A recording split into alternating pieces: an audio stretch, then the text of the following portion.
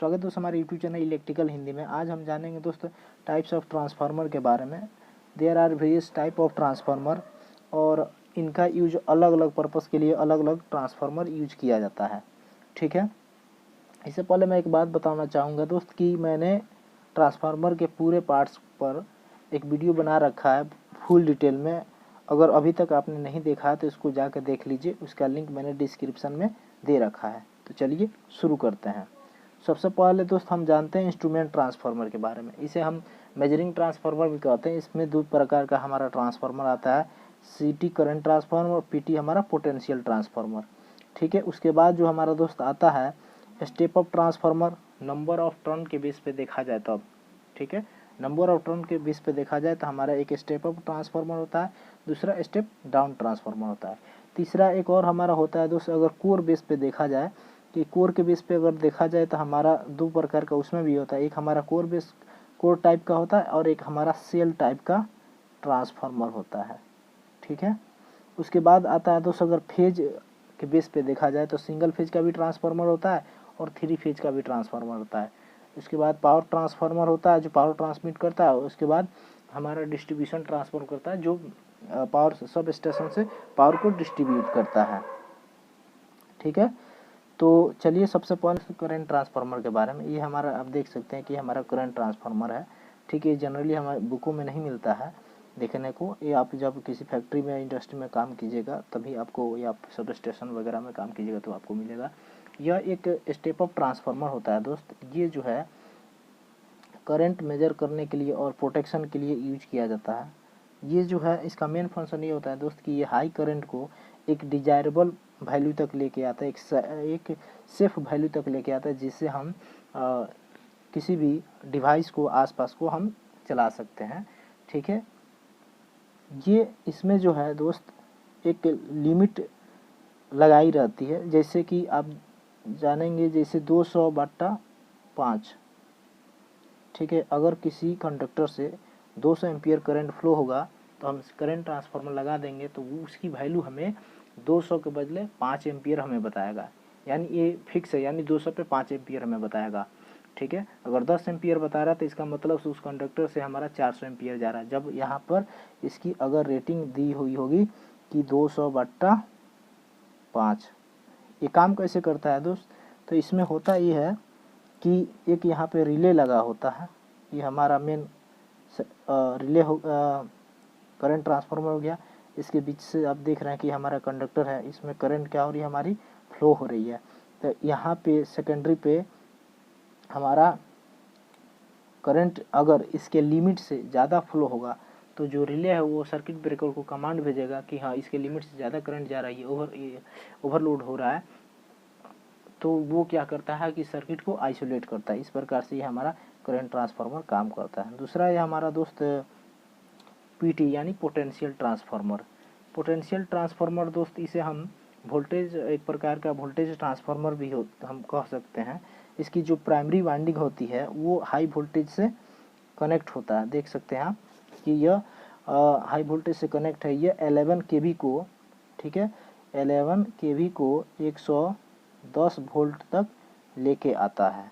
ठीक है, और जो सेकेंडरी हमारी इसका सेकेंडरी जो वाइंडिंग होता है वहाँ पर जो भी हमारी मेजर करने वाली डिवाइस होती है वो कनेक्ट किया जाता है। इसका मेन फंक्शन होता है दोस्त कि यह वोल्टेज को स्टेप डाउन कर देता है। ठीक है, यानी 11 kV से यह 110 तक लेके आता है, जिससे हमारी आसपास की जो भी डिवाइस है मेजरिंग करने वाली है हम उसमें यूज कर सकें। ठीक है, इसे पोटेंशियल ट्रांसफार्मर भी कहा जाता है। उसके बाद दोस्त हमारा आता है टाइप ऑफ कोर बेस पे जो ट्रांसफार्मर होता है दोस्त, ये दो प्रकार का ट्रांसफार्मर होता है, एक कोर टाइप का और सेल टाइप का। ठीक है, तो सबसे पहले हम जानते हैं दोस्त कोर टाइप ट्रांसफार्मर के बारे में। ठीक है, तो कोर टाइप ट्रांसफार्मर जो होता है हमारा, आप देख सकते हैं इस फिगर में कि कोर टाइप ट्रांसफार्मर में जो कोर की यानी स्ट्रिप की जो पत्ती होती है वो दो प्रकार की सेट बनाया जाता है। या तो वो डबल एल का शेप में होगा या एक यू और एक आई को मिला के एक लेयर बनाया जाता है। ठीक है, और इन दोनों की जो ज्वाइंट होती है उसे हम बट ज्वाइंट बोलते हैं। ठीक है। आप देख सकते हैं ये जो जॉइंट होता है ये बट जॉइंट कहलाता है, और जो ये जो वर्टिकल है इसे हम लिम्ब कहते हैं, ठीक है। और जो हॉरिजेंटल है इसे हम योक कहते हैं, ठीक है। योक, YOK, योक कहते हैं, ठीक है। और जितनी भी वाइंडिंग होती है वो लिम्ब पे ही होती है कोर टाइप ट्रांसफार्मर में। आप देख रहे हैं कि ये जो है हमारा कॉइल है, और ये जो हमारा वर्टिकल खड़ा है ये हमारा लिम्ब है, ठीक है। इसमें जो कॉइल यूज की जाती है वो कॉन्सेंट्रिक कॉइल यूज किया जाता है, और इस तरह का कॉइल यूज करके या इस टाइप का कोर यूज करके हाई वोल्टेज का जो ट्रांसफार्मर होता है, हाई वोल्टेज में यूज होने वाले ट्रांसफार्मर को बनाया जाता है कोर टाइप का ट्रांसफार्मर। जैसे हो गया डिस्ट्रीब्यूशन ट्रांसफार्मर हो गया, पावर ट्रांसफार्मर हो गया, ऑटो ट्रांसफार्मर वगैरह में हमारा कोर टाइप का ट्रांसफार्मर यूज किया जाता है। इसका जो दोस्त जो मेंटेनेंस होता है वो इजी होता है, क्योंकि जो इसकी आप वाइंडिंग देख सकते हैं, इसकी वाइंडिंग जो होती है बाहर की तरफ होती है, ठीक है। तो ये हमारा कोर टाइप ट्रांसफार्मर। उसके बाद हमारा दोस्त आता है shell type transformer. Shell type transformer में आप देख सकते हैं कि दोस्त इसकी जो कोर की जो स्ट्रक्चर है, यानी जो कोर में पतली पतली 0.5 mm वाली जो सिलिकॉन स्टील या फेरस मटेरियल का फेरिक मटेरियल का जो यूज किया जाता है वो दो प्रकार के, दो शेप में होता है। ये तो या तो एक सेट इसको डबल ई शेप में बनाया जाता है, या एक ई और एक आई शेप में मिला के एक लेयर बनाया जाता है, और इन सारी पत्तियों को जोड़ के एक कोर बनाया जाता है। जैसे कि आप इस फिगर में देख रहे हैं कि हमारा एक ई शेप का है और एक हमारा आई शेप का है, या हम चाहें तो डबल ई शेप का भी लेके हम इसको बना सकते हैं। दो प्रकार का भी से इस तरह का ट्रांसफार्मर का कोर बनाया जाता है, ठीक है। इसमें जो दोस्त कॉइल जो यूज किया जाता है वो आपका सैंडविच टाइप से कॉइल यूज किया जाता है, और ये सेंट्रल लिम्ब में यूज किया जाता है, ठीक है। ये देख सकते हैं ये हमारा सेंट्रल लिम्ब है, यानी ये हमारा लिम्ब ही होता है जिस पीछे वाले में मैंने आपको बताया था, और ये हमारा योक होता है, ठीक है। जो हमारा वर्टिकल हॉरिजेंटल खड़ा है ये योक होता है, और ये जो वर्टिकल खड़ा है ये हमारा लिम्ब होता है। तो इसमें जो है सेल टाइप का जितने भी ट्रांसफार्मर होगा उसमें जो कॉइल होगी वो हमारा सेंटर वाले लिम्ब में यूज किया जाता है, ठीक है। और ये जो इस टाइप का कोर यूज करके बनाने वाला जो भी ट्रांसफार्मर होता है वो लो वोल्टेज का ट्रांसफार्मर होता है। आप देखेंगे कि जितने भी इलेक्ट्रॉनिक्स डिवाइस होती है, इलेक्ट्रॉनिक्स वाली जितनी भी डिवाइस है उसमें जो ट्रांसफार्मर यूज किया जाता है वो आपका सेल टाइप ही ट्रांसफार्मर होता है। ये स्मॉल साइज के ट्रांसफार्मर के लिए यूज किया जाता है, और इसकी रिपेयरिंग जो है डिफ़िकल्ट होती है। इसलिए डिफ़िकल्ट होता है कि इसमें जो कॉइल होता है वो आपका अंदर की तरफ होता है, इसलिए इसको इसकी रिपेयरिंग करने में डिफ़िकल्ट और परेशानी होती है, ठीक है। तो मैं आशा करता हूँ कि दोनों पॉइंट आपको क्लियर हो गया होगा। उसके बाद दोस्त हम जानते हैं, हाँ, सिंगल फेज, जो फेज के बेस में देखा जाए तो जो हमारा ट्रांसफार्मर होता है दोस्तों वो सिंगल फेज का भी ट्रांसफार्मर होता है और थ्री फेज का भी। सिंगल फेज आप देख सकते हैं कि कोर टाइप और सेल टाइप दोनों तरह का ट्रांसफार्मर आप सिंगल फेज में मिलता है और आपका थ्री फेज में मिलता है। तो आप देख सकते हैं कोर टाइप में जो भी इसका कॉइल है बाहर की तरफ है, और सेल टाइप में जो है वो अंदर यानी सेंटर वाले लिम्ब पे किया गया है। आप इसमें भी देख सकते हैं थ्री फेज में भी जो भी कॉइल बाहर की तरफ है और इसमें अंदर की तरफ है, ठीक है। तो आप अगर वोल्टेज बेस पे भी देखते हैं, फेज बेस पे भी देखते हैं, तभी आपका सिंगल फेज और थ्री फेज का मिलेगा। उसके बाद वाला जो हमारा आता है दोस्त नंबर ऑफ टर्न के बेस पे अगर देखा जाए तो कितने प्रकार का ट्रांसफार्मर होता है। इसमें दो प्रकार का होता है, एक हमारा होता है स्टेप अप ट्रांसफार्मर और दूसरा होता है स्टेप डाउन ट्रांसफार्मर। तो जो स्टेप अप ट्रांसफार्मर होता है आप यहाँ देख सकते हैं कि स्टेप अप यानी क्या होता है कि लोअर से हायर जा रहा है, ठीक है। आप इस फिगर में देख सकते हैं कि यहाँ पे 5 टर्न है, यहाँ पे 20 टर्न है, यानी इसका 4 गुना बढ़ रहा है, यानी लोअर से हायर हो रहा है। और इसमें आप देख सकते हैं इस साइड में हमारा 100 वोल्ट है और करंट 10 एम्पियर है, जबकि इस साइड में भी इस साइड में आप 400 वोल्ट है और करंट 2.5 एम्पियर है। तो हम लोग नंबर ऑफ टर्न देख रहे हैं, नंबर ऑफ टर्न के बेस पे देखा जाता है। जब नंबर ऑफ टर्न्स बढ़ेगा तो हमारा वोल्टेज भी दोस्त बढ़ेगा, और पावर हमारा क्या होगा, कांस्टेंट रहेगा। देख सकते हैं कि इधर भी 1000 वाट है और इधर भी 1000 वाट है, यानी कोई बदलाव नहीं हुआ है, सिर्फ करंट और वोल्टेज में बदलाव हो रहा है। तो यहाँ पे जो था 100 वोल्ट था, यहाँ जाके और सेकेंडरी में जाके 400 वोल्ट हो गया, ठीक है।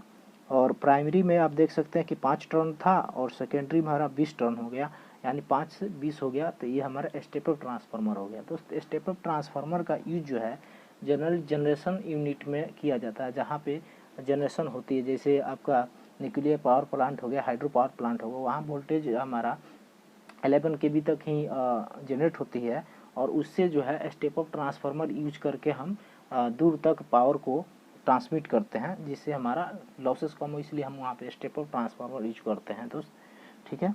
उसके बाद हमारा आता है दोस्त step down transformer. Step down transformer का मतलब होता है दोस्त हायर से लोअर स्टेप डाउन, ठीक है, यानी घट रहा है।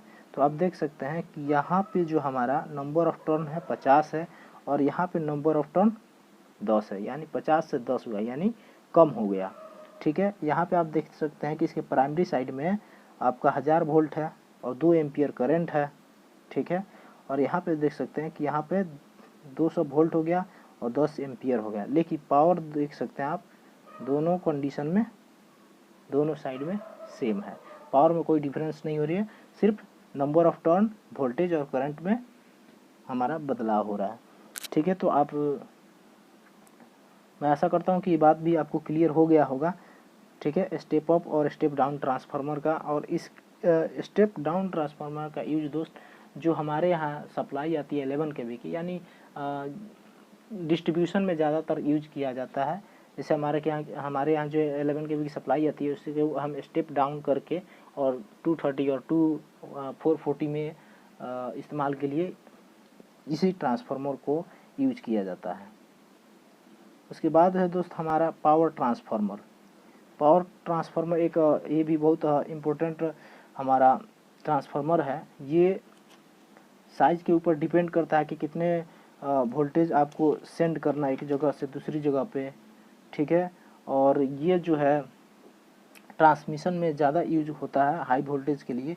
इसका जो रेटिंग होता है दोस्त, आप 400 kV का भी होता है, 200 kV का भी होता है, 110 kV का भी होता है, 66 kV का भी होता है, 30 kV, ठीक है। ये डिपेंड करता है कि जो हमारा नेटवर्क है वो कितना दूरी का है, और वोल्टेज के ऊपर भी डिपेंड करता है। ये ज़्यादातर लॉन्ग डिस्टेंस के लिए पावर ट्रांसफार्मर का यूज किया जाता है। उसके बाद दोस्त हमारा आता है डिस्ट्रीब्यूशन ट्रांसफार्मर। डिस्ट्रीब्यूशन ट्रांसफार्मर दोस्त ये इसका जो है लो, इसका जो रेटिंग होता है वो लो होता है as compared to power transformer. Power transformer 400 kV था, मैक्सिमम से मैक्सिमम वोल्टेज ज़्यादा यूज होता था, लेकिन यहाँ पर इसमें कम आपका पावर रेटिंग का होता है। ये जो होता है आपका 11 kV का होता है, इसका रेटिंग 6.6 kV का होता है, 3.3 kV का होता है, 440 वोल्ट और 230 वोल्ट का हमारा डिस्ट्रीब्यूशन ट्रांसफार्मर की रेटिंग होती है। ये ज़्यादातर आपको एक्सचेंज और आपका इसका इस्तेमाल आप डोमेस्टिक में जो यूज किया जाता है डिस्ट्रीब्यूशन के लिए, यानी सब स्टेशन के बाद भी आपको देखने को मिल जाएगा, ठीक है। मैं आशा करता हूँ दोस्त कि ये वीडियो आप लोगों को पसंद आई होगी, और इसमें कोई डाउट है तो आप मुझे कमेंट करके ज़रूर पूछ सकते हैं। अगर वीडियो पसंद आई हो तो please like, share and subscribe करके बेल आइकन को दबाना मत भूलिएगा। Thank you for watching.